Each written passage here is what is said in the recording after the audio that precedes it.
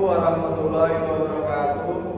Di sini kami akan mempresentasikan tugas akhir mata kuliah perancangan produk 1 yang berjudul Rancang bangun kursi roda elektrik semi otomatis berbasis Arduino Uno, yang disusun oleh saya sendiri. Pertama, Ahmad Dhani Matemu. Kedua, teman saya William Hamami. Saya Aulia Rizky. Saya Zikir Rahman. Dan selanjutnya akan dibahas poin pertama. Baik, poin pertama ini pendahuluan itu dengan mengapa kita membuat kursi roda secara semi otomatis menggunakan berbasis Arduino Uno, karena dengan dasar bahwa ketika mobilitas adalah satu tantangan yang utama bagi umat manusia, karena dengan mobilitas kita sebagai umat manusia bisa beraktivitas dengan produktif, dengan bisa melakukan berbagai aktivitas dan kegiatan dalam sehari-hari. Juga mobilitas ini sangat penting yang diperuntukkan kepada lansia terutama, karena mengapa kepada lansia dominannya pada renta manusia secara biologis akan mengalami yang namanya pengkeroposan tulang, atau mungkin kita bisa menyebut secara gamblang dan secara kasar adalah sulit untuk berjalan untuk rentan umur sekitar 50 sampai 70 tahun. Kemudian alat bantu mobilitas ini yaitu bertujuan untuk memberikan kenyamanan dan kemandirian dan untuk membantu akses mobilitas bagi para lansia untuk mereka mobilitas beraktivitas dalam sehari-harian. Nah, tujuan proyek ini adalah merancang alat bantu yang mampu menahan beban hingga 100 kg, kemudian dapat berjalan dengan kecepatan stabil di medan datar dan menanjak, kemudian hemat energi dan memiliki waktu operasi minimal 22 jam. Ada poin selanjutnya adalah spesifikasi.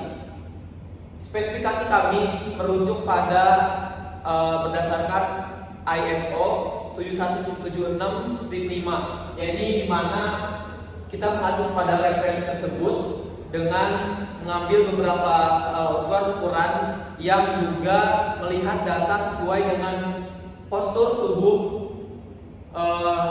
orang-orang kondisi fisik di sekitar Indonesia pada umur 50 tahun sampai 70 tahun. Dengan spesifikasi di versi utama, panjang total dari rangka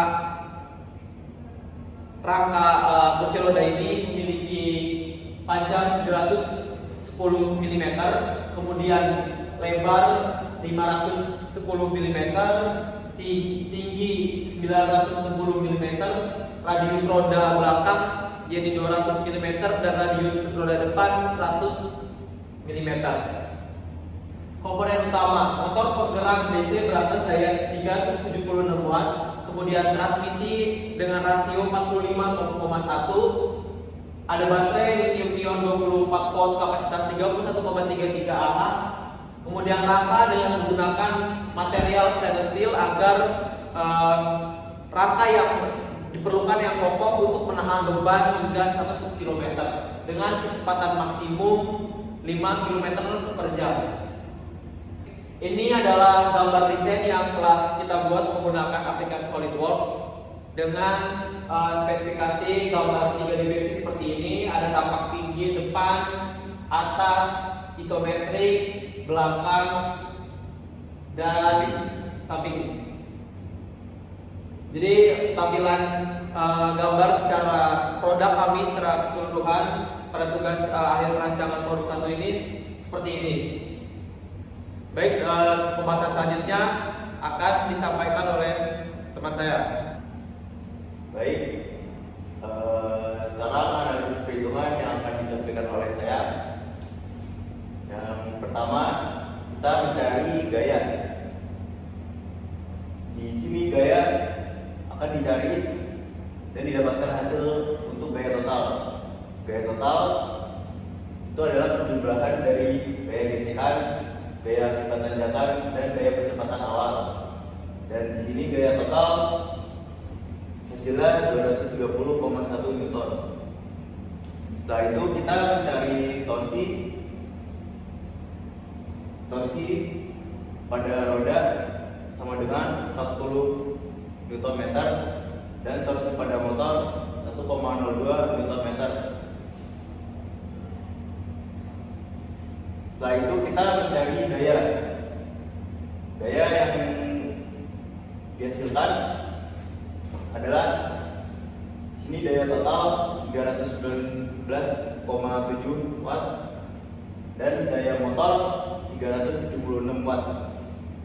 Setelah itu kita mencari poros dan dihitung diameter poros.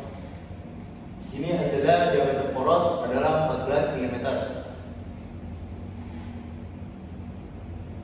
Setelah itu kita menghitung transmisi motor. Transmisi motor yang dihitung menghasilkan kecepatan sudut roda yang hasilnya 6,95 rad per second, kecepatan sudut motor yang hasilnya 314,16 rad per second, dan rasio transmisi yang hasilnya 45,2. Setelah itu kita mencari beban rangka.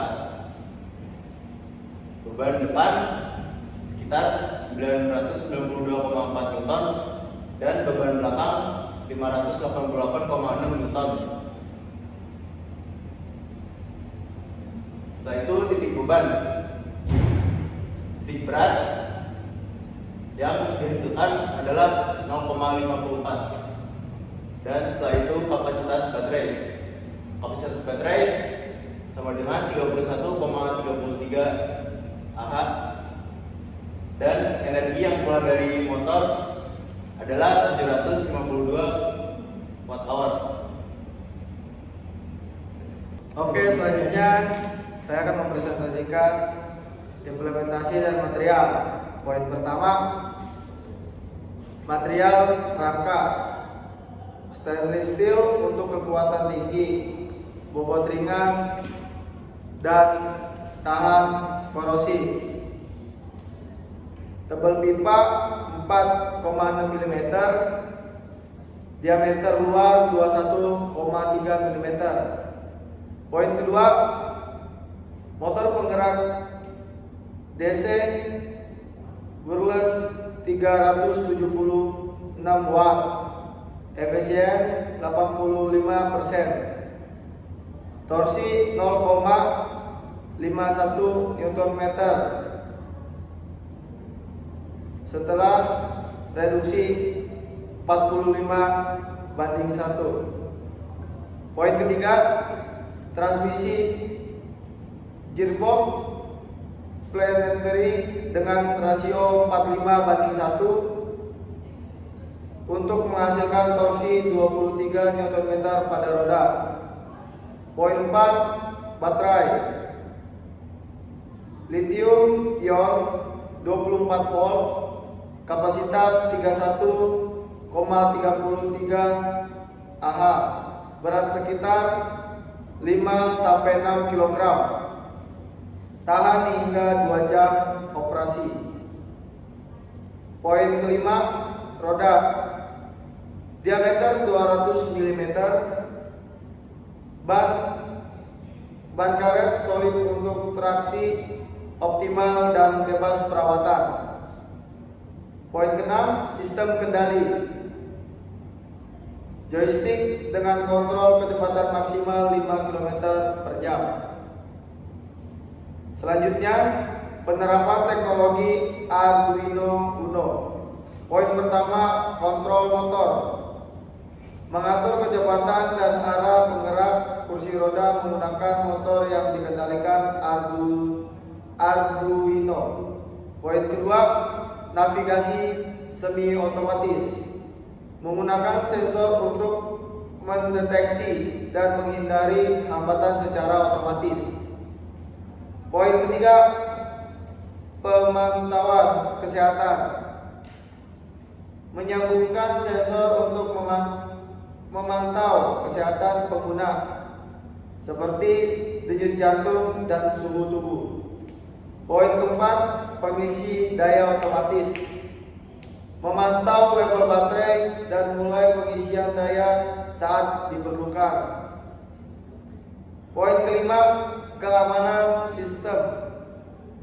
Sistem peringatan seperti suara atau lampu saat ada masalah atau resiko kecelakaan. Poin keenam, kendali jarak jauh. Menggunakan Bluetooth atau Wi-Fi untuk mengendalikan kursi roda dari jarak jauh. Berikutnya ada keunggulan desain. Yang pertama adalah efisiensi energi. Konsumsi daya sekitar 376 watt dengan energi total 752 watt-hour. Yang kedua ada stabilitas. Titik berat berada di XCG itu sekitar 0,367 meter dari roda belakang untuk memastikan keseimbangan. Yang ketiga ada kenyamanan. Dimensi kompak itu sekitar 510 dikali 260 dikali 400 mm dengan desain ergonomis dan operasi senyap.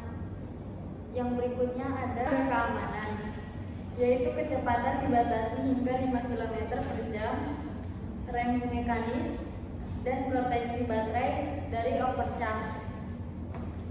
Kesimpulannya, yang pertama adalah alat bantu ini dirancang sesuai spesifikasi kebutuhan orang tua dengan fokus pada efisiensi, keamanan, dan kenyamanan. Yang kedua adalah semua perhitungan disesuaikan dengan dimensi gambar perancangan untuk memastikan hasil yang realistis dan dapat diimplementasikan. Yang ketiga yaitu rekomendasi pengembangan fitur otomatisasi atau peningkatan daya tahan baterai untuk operasi yang lebih lama.